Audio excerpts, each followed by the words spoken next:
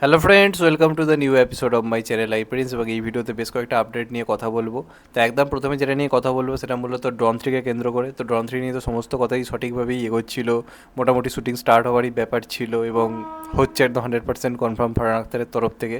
তো মোটামুটি কাস্টিং আমরা জেনে গেছিলাম, রণবীর সিং এবং তার সঙ্গে সঙ্গে বিক্রান্ত মাস এবং আরেকটা ইম্পর্টেন্ট নাম ছিল কিয়ারা আদবানি। তো এখন যেটা নতুন আপডেট উঠে আসছে, কিয়ারা আদবানি কিন্তু এই প্রজেক্টের আর অংশ নয়। কিয়ারা আদবানি এই সিনেমা থেকে নিজের নাম সরিয়ে দিচ্ছে তার প্রেগনেন্সির কারণে, এবং স্বাভাবিকভাবেই এখন কিয়ারা প্রেগনেন্সির মধ্যে রয়েছে। তার পক্ষে ডন থ্রির মধ্যে একটা সিনেমা যেখানে প্রচুর রকমের ফিটনেসের দরকার একটা নায়িকার জন্য, বা একটা অ্যাকশন ওরিয়েন্টেড যেহেতু মুভি, তো স্বাভাবিকভাবেই তার পক্ষে সেই ধকল এই মুহূর্তে নেওয়া কখনোই ঠিক হবে না। তো যে কারণে পুরোপুরি সব কিছু দিক বিবেচনা করে কিয়ারা আদবানি এই সিনেমাটা পুরোপুরি না করার সিদ্ধান্ত নিয়েছে। এবার কিয়ারার জায়গায় হয়তো অন্য কাউকে নেওয়া হবে। তো দেখা যাক last of the K finalise হয় এই চরিত্রটার জন্য। তোমাদের মতে কিয়ারা যদি না করে তার জায়গায় কে এটার জন্য পারফেক্ট চয়েস হতে পারে? কমেন্টে কিন্তু সেই নামটা অবশ্যই কিন্তু জানিও। এর পরবর্তী আপডেটটা SSMB29কে কেন্দ্র করে, যেটা রাজামৌলি এবং মহেশবাবুর আপকামিং মুভি হতে চলেছে। তো এটার প্রথম থেকেই বড় আপডেট যেটা উঠে আসছিল, যেখানে আমরা পৃথ্বীরাজ সুকুমারকে দেখতে পাবো, এবং পৃথ্বীরাজ সুকুমার এখন ভিলেন হিসেবে খুব ভালো কাজ করছে, এই নিয়ে কোনো সন্দেহ নেই। তার কাজকে লোকে অ্যাপ্রিসিয়েট করছে, পছন্দ করছে, এবং সে একজন মারাত্মক অভিনেতা, এই নিয়ে কোনো সন্দেহ নেই। তো এমনিতে পৃথ্বীরাজ সুকুমারের তো টাইম ভালো যাচ্ছে, কামব্যাক দরকার মহেশ বাবুর একটা হিউজ বক্স অফিস দরকার, তার একটা প্যান ইন্ডিয়া অডিয়েন্স রয়েছে হিউজ, কিন্তু সেই বক্স অফিস আনার মতো সিনেমা আসছে না। তো রাজামৌলি তখন সব কিছু বিঘাট হবে, এই নিয়ে কোনো সন্দেহ নেই। এমনি সিনেমার বাজার 1,000 কোটি কাছাকাছি, প্লাস এটা একটা জঙ্গল অ্যাডভেঞ্চার মুভি। তো এই সিনেমায় ভিলেন হিসেবে আমরা সম্ভবত পৃথ্বীরাজ সুকুমারকে দেখতে পাবো, এবং কনফার্ম হয়ে গেছে এই কারণেই, কারণ কাল থেকে এই সিনেমার শুটিং স্টার্ট হয়েছে এবং সেই শুটিংয়ে কিন্তু যোগ দিয়েছে পৃথ্বীরাজ সুকুমার।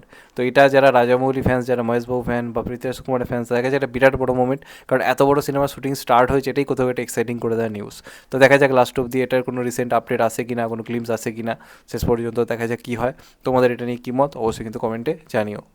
এর পরবর্তী আপডেটটা শাহিদ কাপুরকে কেন্দ্র করে। তো শাহিদ কাপুরের কেরিয়ারে যদি সেরা 5টা সিনেমার নাম বলতে বলা হয়, সেখানে একটা সিনেমার নাম আমার মনে হয় 90% ফিল্মি অডিয়েন্স রাখবে, যেটার নাম হচ্ছে উড়তা পাঞ্জাব।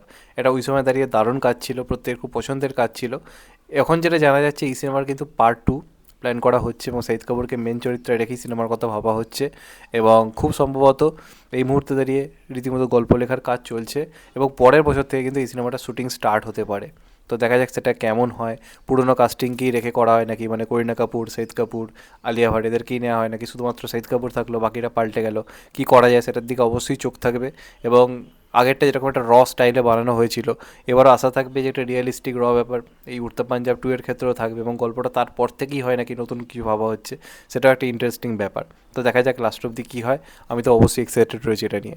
এর পরবর্তী আপডেটটা অক্ষয় কুমার ফ্যান্সদের জন্য খুবই এক্সাইটিং করে দেওয়ার নিউজ। রিলিজের এখন যুগ চলেছে, এবং সেই সময় দাঁড়িয়ে অক্ষয় কুমারের যারা ফ্যান্স, যারা কিয়ান্স রয়েছে, তাদের কাছে অক্ষয় কুমারের খুবই মনে রাখার মতো একটা সিনেমা বলা যেতে পারে, পছন্দের সিনেমা যেটা থাকবে সেটা হচ্ছে নমস্তে লন্ডন।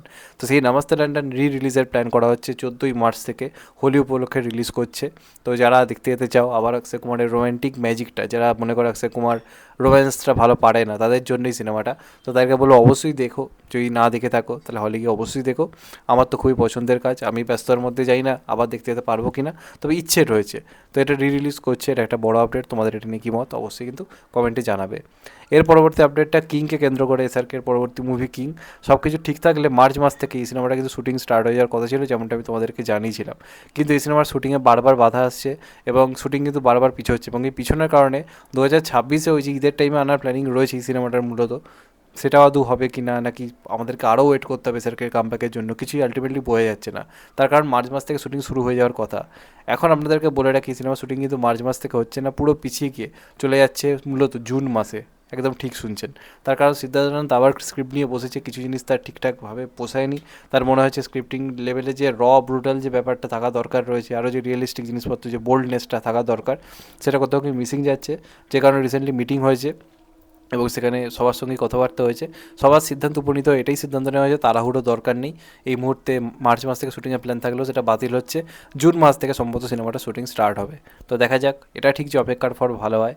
তো আশা করবো সিদ্ধান্তের উপর বিশ্বাস রয়েছে, এত টাইম নিচ্ছে মানে কিছু বড়োই ভাবছে। তোমাদের এটা নিয়ে কী মত অবশ্যই কিন্তু কমেন্টে জানাবে। আর লাস্ট আপডেটটা জিদ্দার বলিউডের কাজ খাকি দ্য বেঙ্গল চ্যাপ্টার নিয়ে কালকে এসছে, আগুন লাগিয়ে দিয়েছে, যেমনটা স্বাভাবিক ছিল। এবং নেটফ্লিক্সের কোনো কাজ এত কম টাইমে এরকম লেভেলের ক্রেজ, এরকম হাইপ কখনো দেখায়নি।